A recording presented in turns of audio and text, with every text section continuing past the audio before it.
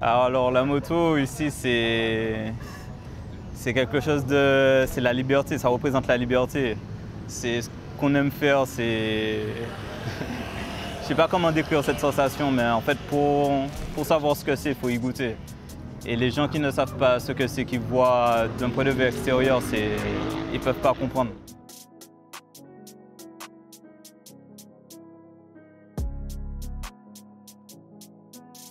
J'ai fondé Madden Riders avec 4 amis à moi, ils ne sont pas ici présents. Ça fait 4 ans, même 5 ans aujourd'hui.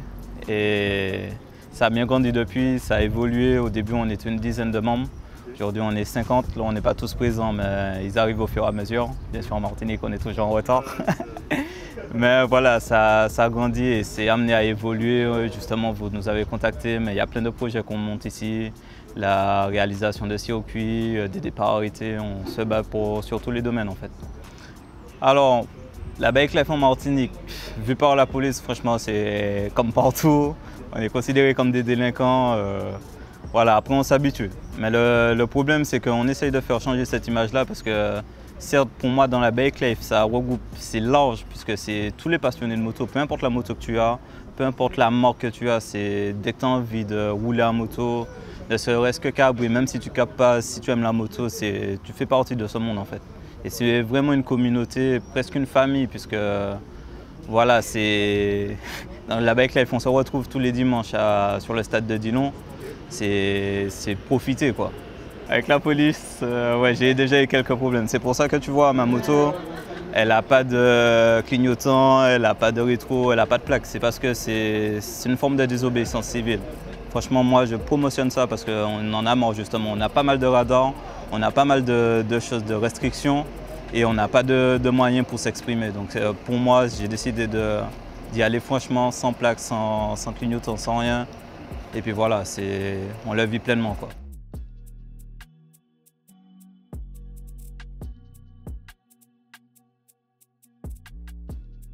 Alors j'ai commencé la moto, ça a été, je me suis offert mon permis moto une fois diplômée, quand je suis devenue infirmière. Ça a été mon cadeau. Et depuis, je pratique la moto. Je me suis acheté ma première moto en 2013 et voilà. Ça représente quoi pour toi la moto? La liberté. La liberté? Ouais. Liberté, quand j'ai envie de m'évader, je fais de la moto. Quand j'ai envie de tout oublier, je fais de la moto, de prendre plaisir, je fais de la moto. Mais c'est vraiment la liberté, c'est vraiment la sensation que ça me procure. En tout, alors, quand j'ai appris à ma mère que je passais mon permis moto, elle m'a dit OK, elle m'a même accompagnée par une fois sur la piste lors de mes cours. Mais elle m'a félicité lorsque je l'ai eu. Mais par contre, lorsque j'envisageais d'acheter une moto, que je lui ai appris cette nouvelle-là, ça a été autre chose.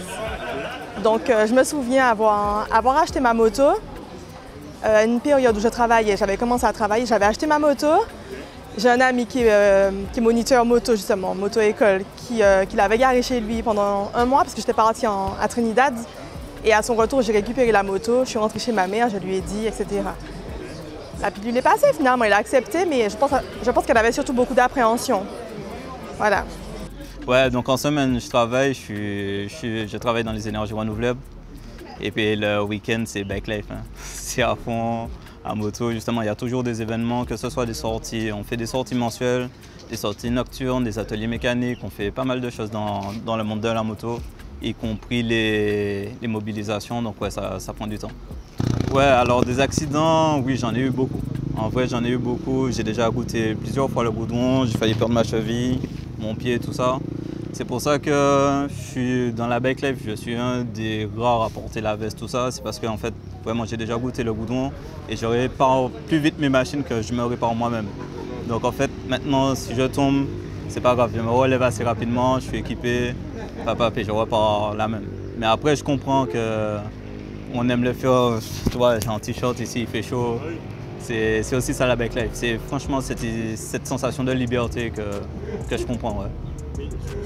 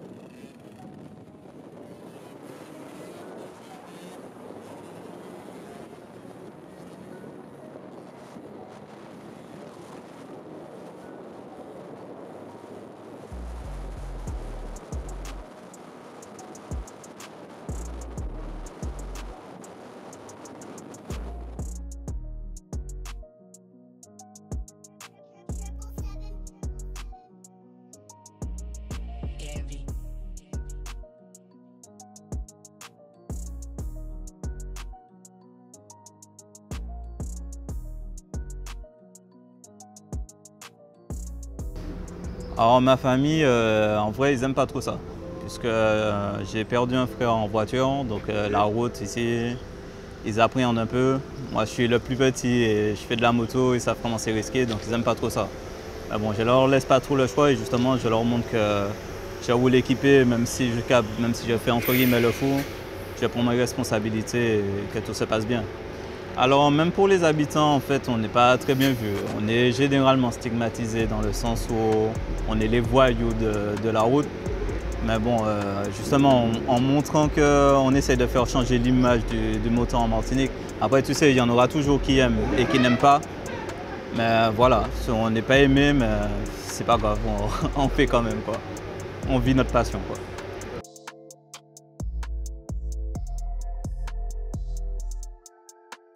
Donc alors, il faut savoir que je pratiquais du sport quand j'étais petite, mais j'aimais déjà la moto. Donc par rapport aux jeunes du quartier, justement, qui faisaient déjà de la moto, ainsi que mes frères, et pas mal d'amis à moi d'ailleurs. Et donc du coup, à mes 20 ans, j'ai voulu passer mon permis moto, que j'ai obtenu dans la foulée. Et puis depuis, voilà, c'est la moto, la moto. Alors effectivement, il y a pas mal de monde qui pense que la moto c'est plutôt un monde de garçons. Mais de plus en plus, avec les années, il y a pas mal de filles qui font de la moto. Et il y a beaucoup de personnes qui du coup sont très admiratives. Moi, par exemple, quand j'arrive à la station, voilà, que ce soit les grandes personnes ou autres, me disent ah ouais, pas mal, c'est bien et tout. Donc c'est rare de voir une femme à moto, mais il y en a de plus en plus. Il y en a de plus en plus par rapport à avant. Et voilà, donc ça veut dire que quand même c'est une pratique qui attire de plus en plus de filles, sachant qu'avant il y avait quasiment plutôt des garçons qui faisaient de la moto. Ici, au contraire, après, les hommes, ils ont toujours l'image de la femme motarde, sexy, etc. Donc non, je pense que ça leur plaît quand même pas mal de voir des filles à moto. C'est beau, en fait, de voir une motarde. C'est vrai que nous sommes moins nombreuses, mais de plus en plus nombreuses. Et on roule tout aussi bien, même parfois mieux. Il y a de plus en plus de femmes qui passent leur permis. Quand je passais mon permis, il y avait des filles.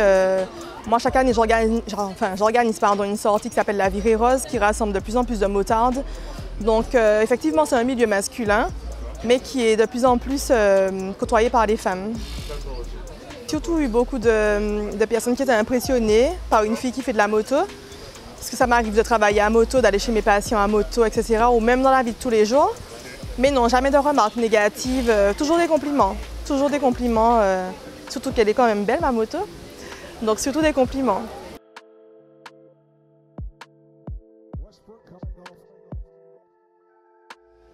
En 2018, où j'ai proposé à des motards de se joindre à moi, afin que sur une journée durant le mois d'octobre, parce que le mois d'octobre, c'est vraiment le mois de sensibilisation contre le cancer, c'est Octobre Rose. Donc on s'est rassemblés une première année, puis une deuxième, puis une troisième. Et pour sensibiliser au dépistage particulièrement, etc.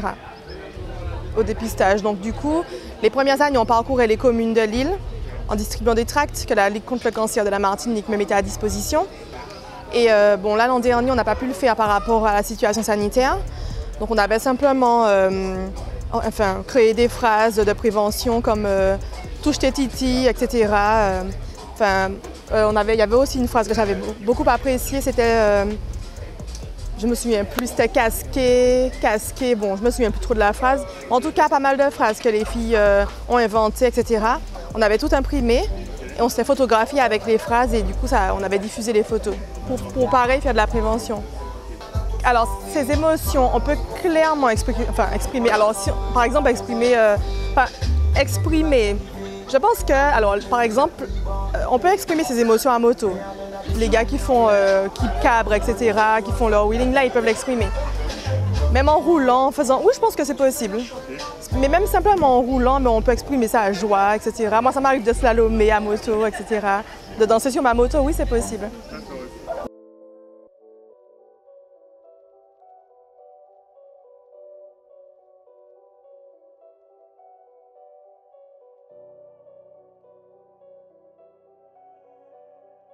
Amnesia on the track.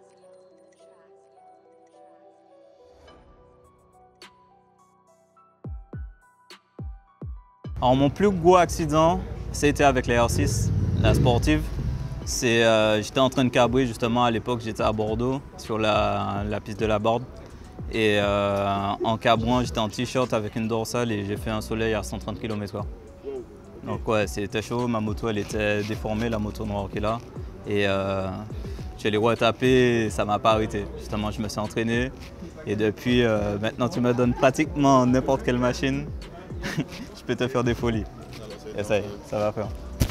Moi je dis toujours justement de ce que la vie m'a appris, c'est profiter. Et en fait, je le traduis par une expression créole qui dit « vive li ».